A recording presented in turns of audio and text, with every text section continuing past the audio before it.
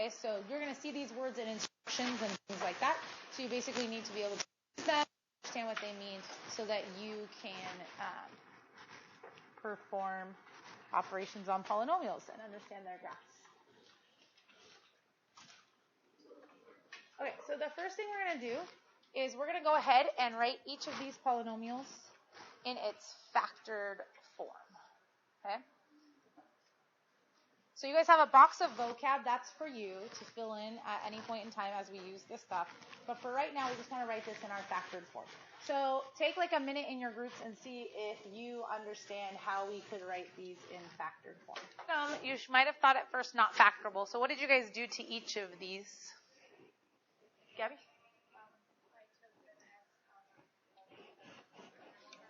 Good. So we can factor out the greatest common factor first of x. And then, since these were both cubics, once you factored out 1 power of x, you should have been left with a quadratic, and quadratics are things that we should be able to factor. So we should be able to factor the x squared plus x minus 12 as x plus 4 times x minus 3. Okay. And then over here, in the second part, when you factored out the x, you were left with x squared minus 144. And then how does that factor? Marcus? X plus 12, x minus 12, because 12 can't be the graph. Good. Okay.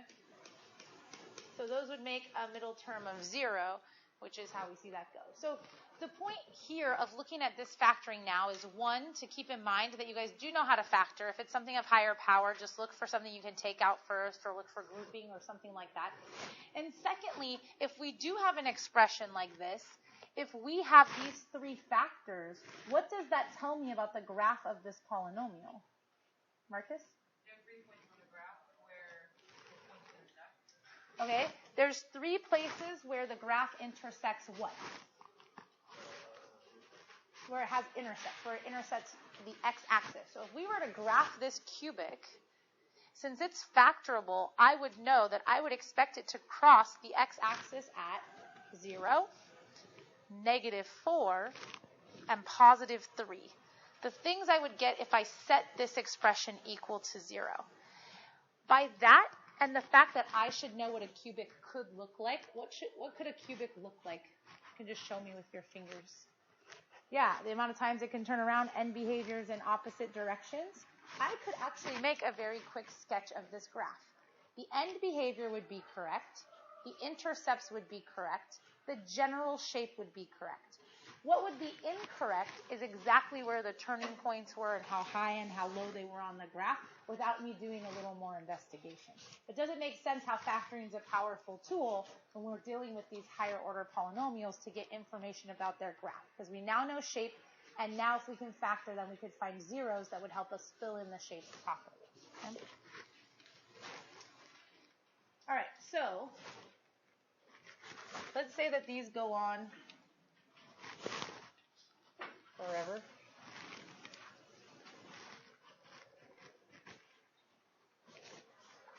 If we were going to find an equation for these graphs, knowing what you guys just told me based on the factoring, right, it's kind of like the reverse of that.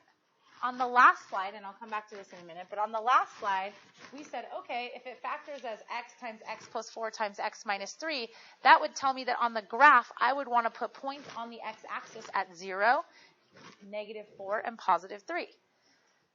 Now, kind of reverse that thinking. You have a picture of a graph where the polynomial hits the graph at -1 and at +2. What does that tell you about the factors that would be involved to create this polynomial? Brandon? Oh.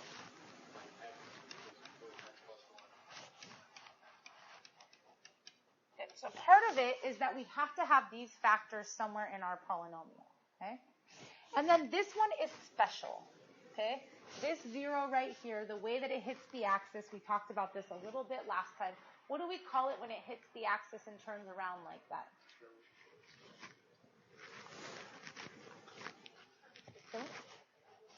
Good, it's a double 0, or a 0 with a multiplicity of 2. Meaning there's only one 0 at 2, but it's made from a factor that is squared at that point. Like if you were to graph x minus 2 squared as a parabola, it would just hit that and go upward. Okay? So the way it behaves at the 0, if it's linear, crosses through the 0 like a line, it's to a linear power of 1. If it's quadratic behavior at the 0, then that factor is a quadratic factor, okay? A degree of 2. Those are the kind of things that we would look for. It behaves like the function that it portrays, okay? So does it make sense for this to be a cubic based on its shape? Do cubics do this? Yeah. Okay. So it's fine for it to be a cubic. Okay. The only other thing you could put in here is you could, if you wanted, determine an a value by plugging in some other point that you see it cross. For example, like at 0, 4. Okay. And so I could plug in 4 for y while I plug in 0 for x. And I would get something like, 4 times 1, so I would get 4a is equal to 4, and in this case, I would just get that a is 1, so I wouldn't need that a value there. So I could write, now, this is not perfect because there are some other factors we could take into consideration, but for our purposes here, what we're trying to understand about polynomial functions is shape and behavior, how the zeros tell you something about the graph. This is good enough for us to portray the equation of this graph. Okay? Is everybody okay with how we came up with an equation that could be this graph? What if the graph had gone like this instead? How do you think our equation would change, Natalie? Good. We would just put a negative out in front of here, right? It still is a cubic, and it is shaped like a cubic, but it doesn't have the standard positive kind of direction. It has a reflection of that, which we would portray in the equation. Is this okay with everybody? All right. Okay, so you guys go ahead and try to write an equation for part B, factors, because some of you guys have them. Somebody raise your hand and tell me what you got as an equation. X, parentheses, x plus 3, parentheses, x minus 4. Okay, so do you guys all know where that x is coming from? Good. Okay. All right, and then we have x minus 4 because we have a 0 at 4. We have x plus 3 because we have a 0 at negative 3. And this direction has negative end behavior over here to positive end behavior over here. So we didn't need any negative in front because it's kind of the direction we would expect. So notice that with these, we have to know different shapes and stuff, but we're not really going as in-depth as we did with the quadratics, right? We're kind of just knowing this basic information about these shapes. All right, so the relative maximum and relative minimum of the graph, this is the same thing that you were doing before when you were finding turning points, okay? So the reason we use the words relative maximum and relative minimum, if this is our cubic, okay, that we just wrote this equation of, does this have a maximum or a minimum? No, okay? But it does have a relative maximum and it does have a relative minimum.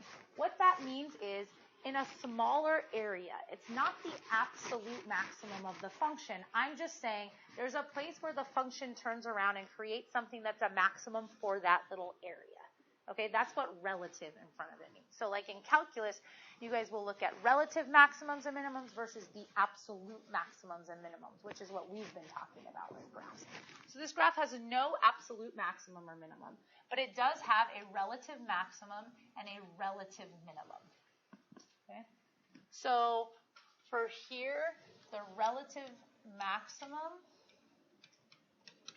would be at this point 0, 4, and the relative minimum would be at this point negative 2, 0.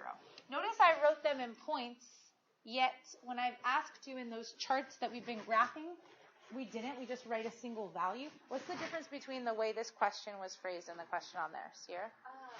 This doesn't say relative maximum value or relative minimum value. Good. And so it's asking for it on the graph, not a value. Good. So when it's saying relative maximum or relative minimum here, it's asking for a location on the graph. And those charts that we have been looking at specifically asked you for a maximum or a minimum value. And so they were just looking for a single number that was the absolute max or minimum that your graph reached.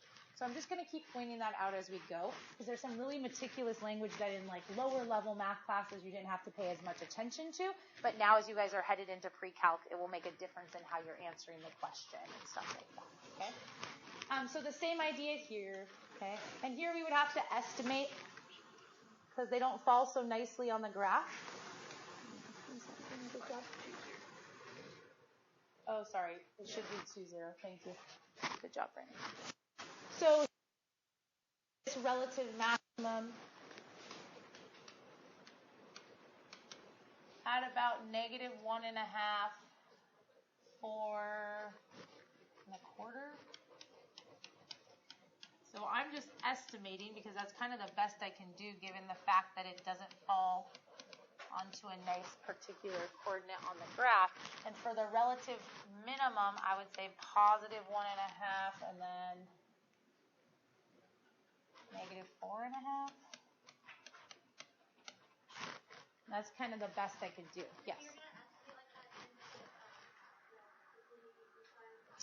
You don't have to here. The directions specifically said to estimate. So we would know here if I gave you a graph like that, you would estimate. I wouldn't want a squiggly sign inside the point because it might create some confusion about what we're saying.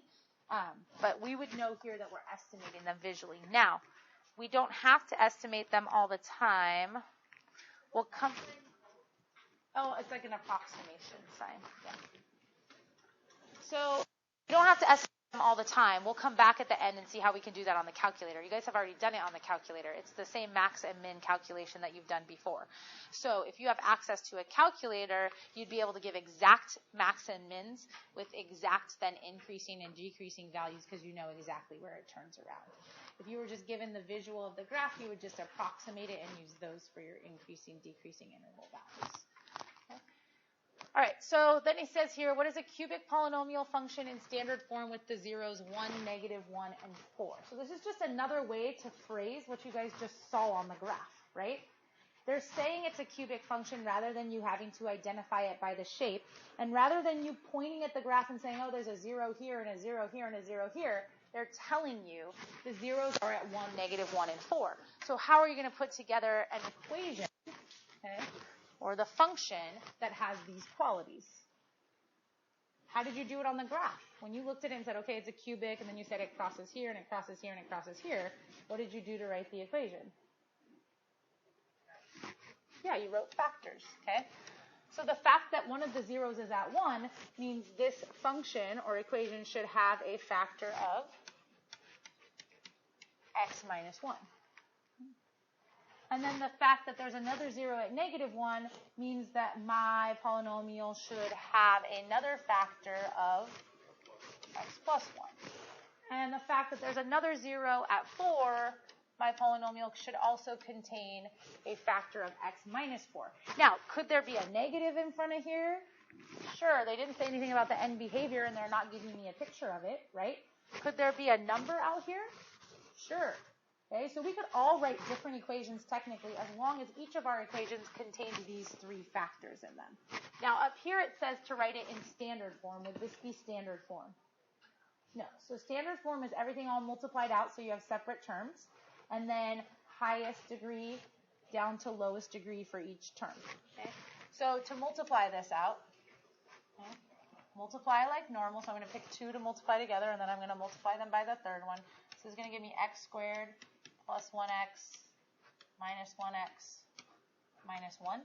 Those 2 cancel. So the first 2 multiplied together are x squared minus 1. And now I still need to multiply that by x minus 4. Okay? So now the x squared is going to multiply each term. So I'm going to have x to the third minus 4x squared minus 1x and then plus 4. And I happened to multiply it in a way that gave me standard form immediately. If when you multiplied it, things were out of order, just rewrite them in the appropriate order that you want. Okay. So do you guys notice that this is the same question as the graphing one? The only difference was they asked you to put it in standard form. They didn't give you the luxury of keeping it in factored form. But they gave you the information differently. So you have to be able to read the information or see the information and understand each way what it's talking about.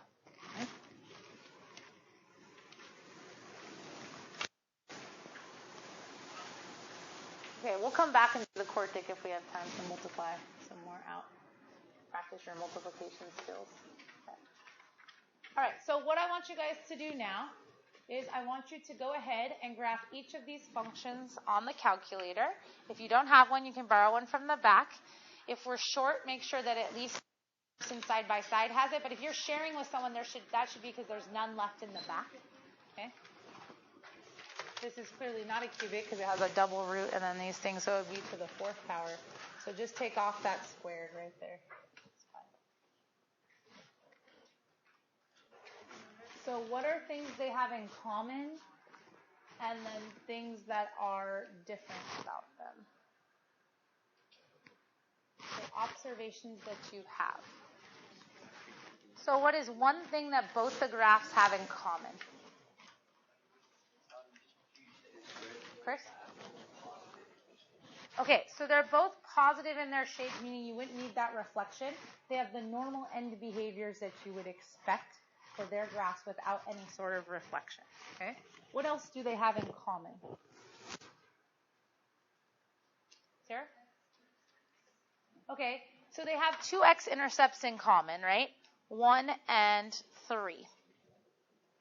Though they both have an x-intercept at 1, look at their different behavior. In the cubic, x minus 1 was a linear factor, meaning the power on that factor was 1. So it behaved like a line crossing through the 0 at 1. It just went up through it. Okay? What was the degree on the factor that creates the 0 at 1 in our quartic function? So look at our quartic function. Look at the factor that created a 0 at 1. What is the degree of that factor? Brandon? 3. Good. Okay?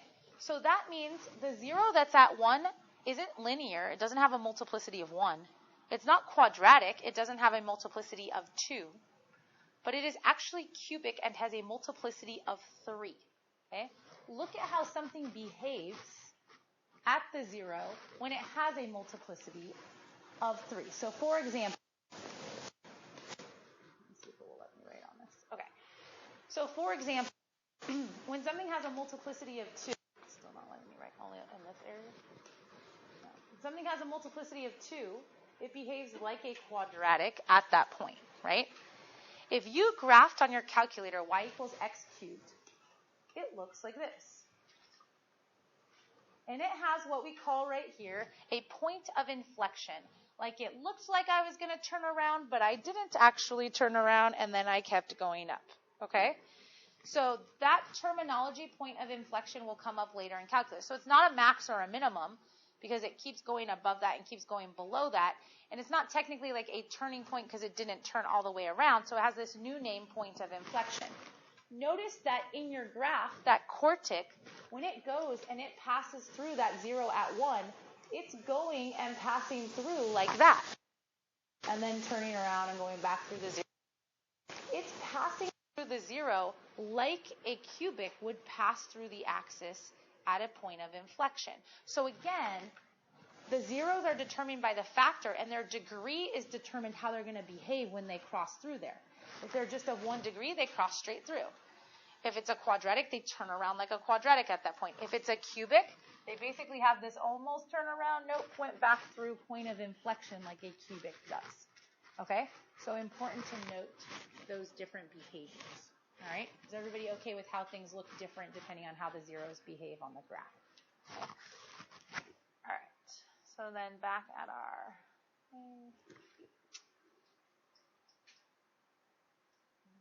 what we were doing. So we looked at graphs and gave you zeros and you wrote equations. And now can you sketch the graph? Okay? So can you sketch the graph of a quadratic polynomial function with zeros at 3 and negative 3? Okay, so just give yourself an x and y axis. Oops, that's not going to work for me.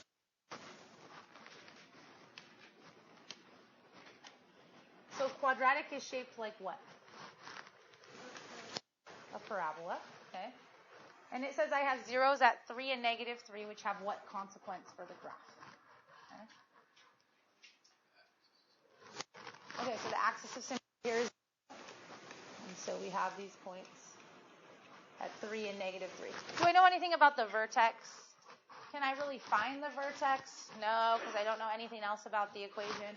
So I just need to sketch a quadratic that goes through here. There's lots of answers to this, okay, because you could all draw it slightly differently. Mainly, should only have one turning point.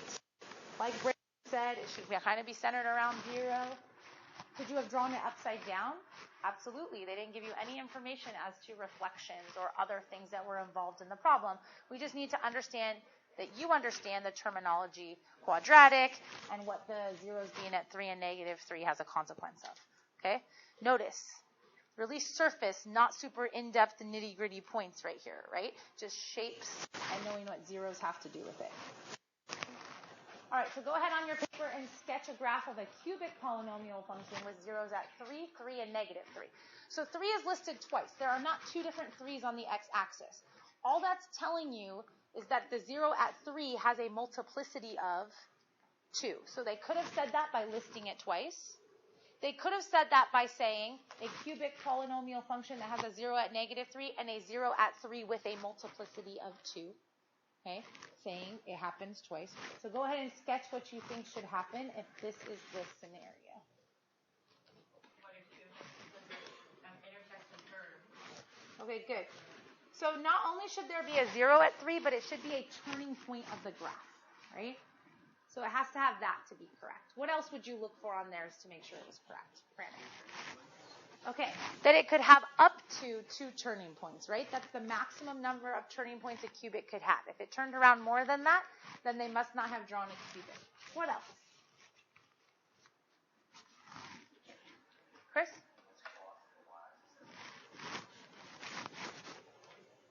Also the x-axis, though. But it must cross the x-axis again at negative 3. And then what about the end behavior for the function? When you look at the ends, what should you see? Right? Say again, sorry. Not both go up. Because if they both go up, it has to be like a squared or a fourth or something like that. So on our fourth, we saw them both go up. So here, if it's cubic, what should we see? Opposite directions. And we don't know which one because they didn't say anything about if it's been reflected or not or something like that. So you could have something like this, okay? It could have gone the other way. Just like the same way.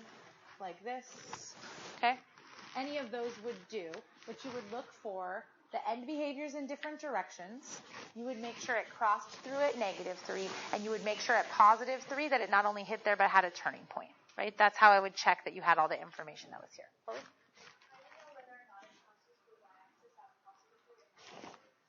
You don't. You don't know enough about this graph to know it's a y-intercept. You only know where it's crossing the x-axis based on the zeros. Is that all right? Okay. All right, so real quick in your groups, make sure that everybody understands this. How the multiplicity of a 0 affects how the graph behaves at the 0. If they don't know what multiplicity is, take a minute to say, what is the multiplicity? How does it affect how it...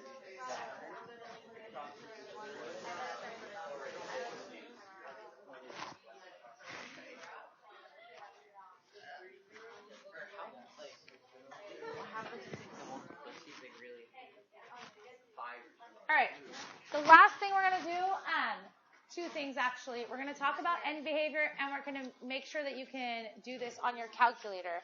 So this is not the first time that we've done this on the calculator. Okay, you guys found maximums and minimums. They were true maximums and minimums when we were using quadratics.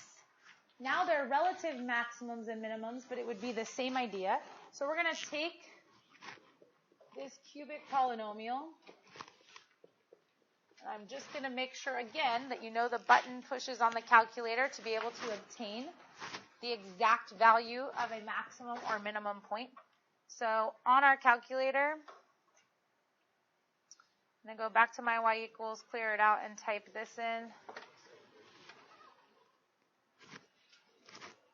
the first, should have been to the third.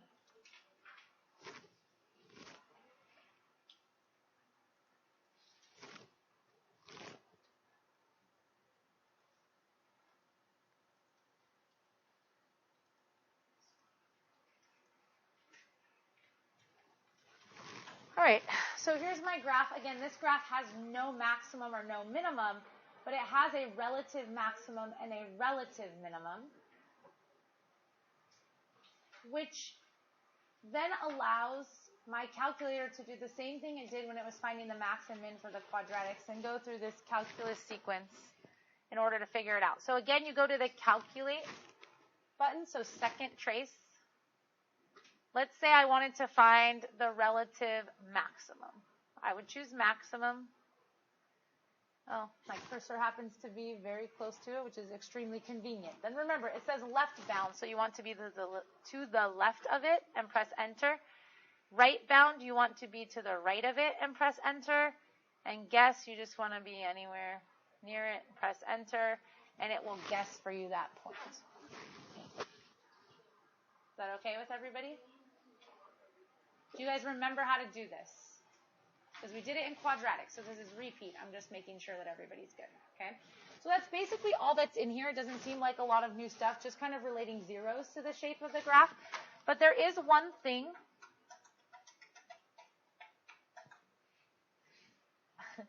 As you guys are listing end behaviors of your graph, I want to go back to these beginning examples and teach you how to write end behavior properly. Now, please remember, this is different than your book, okay? So I know that you're going to check the answers in the book, and the solutions that I put up from the book are going to say up, down, down, down. That's not my expectation of how you will write it. Is that clear to everybody? My expectation is that you will write it mathematically correct, okay? So for end behavior,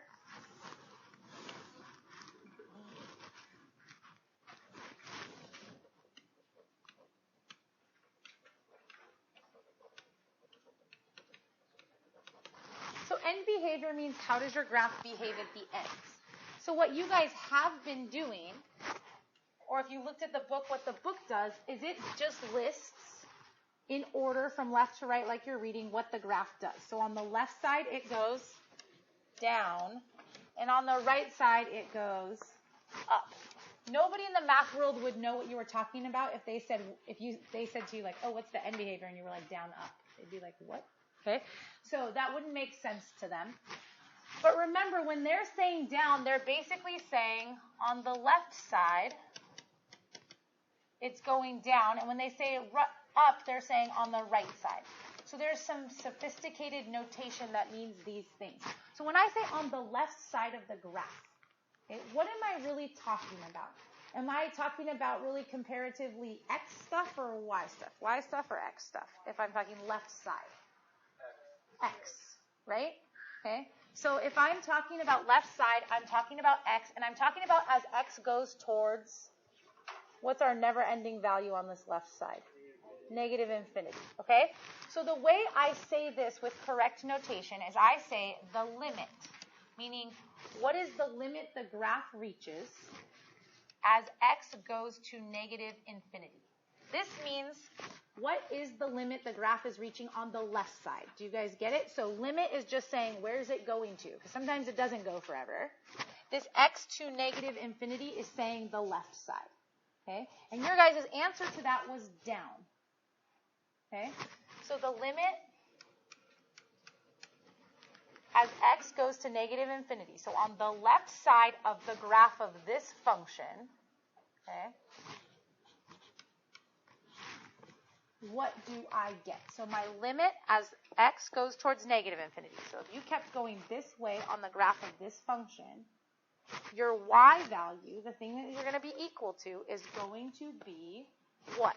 You guys said down. What does down mean? Negative infinity. Okay? So super lots of notation, right? Or sometimes you'll see it like this. As X goes to negative infinity, f of X goes to negative infinity. Meaning if you move to the left, the Y values go down. Okay? So who thinks they can tell me how I would write the end behavior for the right side of the graph? So when you write end behavior, there's two pieces. There's the piece that looks like a whole sentence of random math notation that describes what your book calls down. Okay, so you can see how it's a little bit different of an expectation. And then we want to describe the whole thing that's happening over here as up. Natalie?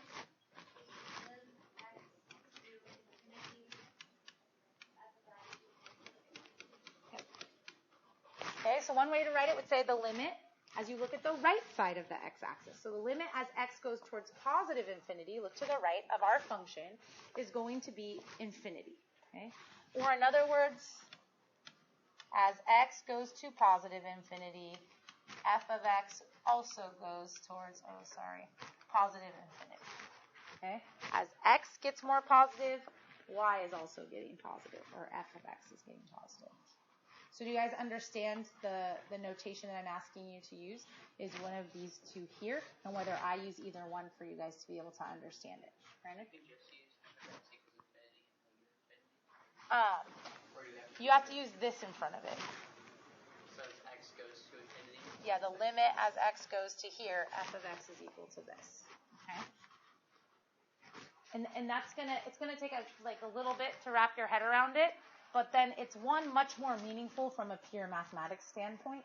And two, as you guys are going on for kind of a, immediate consequence for you in like pre-calc honors, calculus, stuff like this is the way all that stuff will be noted, and it'll be one less thing to get over once you get there. We started doing it in here a couple years ago, and it seems to be working well. Marcus. Look, you're just stretching? Okay. All right, so is everybody good here? Yes? Okay, so homework tonight is homework number 2.